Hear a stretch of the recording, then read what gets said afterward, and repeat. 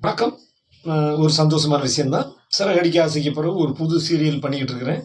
அம் சீக்கிரமே பிப்ரவரியில அது டெலிகாஸ்ட் ஆயிரும்.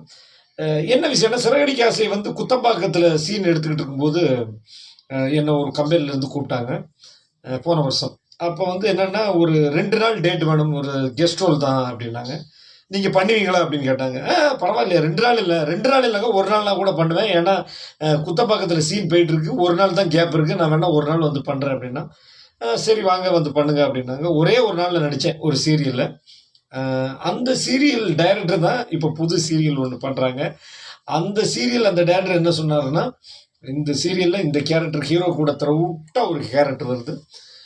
நல்ல வெயிட்டான ஒரு கேரக்டர், நல்ல கேரக்டர். இந்த கேரக்டர் வந்து நீங்க பண்ணுங்க அப்படின்னு சொன்னாங்க. எதுக்காக இந்த பதிவை நான் பதிவிடுறேன்னா, சினிமா நண்பர்களானாலும் சரி, டிவி நண்பர்களானாலும் சரி, இதைத்தான் நடிப்பேன், இதை நடிக்க மாட்டேன், சின்ன கேரக்டர், ஒரு நாள் கேரக்டர்லாம் பண்ண மாட்டேன், 2 நாள் கேரக்டர் பண்ண மாட்டேன்லாம் தயவு செய்து நினைக்காதீங்க.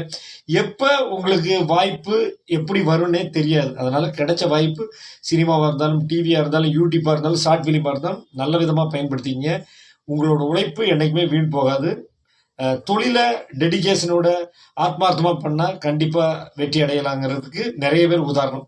புதுப்பேட்டை பண்ண விஜய் சேதுபதி சார் தான் இன்னைக்கு மகாராஜா வரைக்கும் பண்ணியிருக்கிறாரு. அதனால கிடைக்கிற வாய்ப்பை பயன்படுத்திக்கங்க.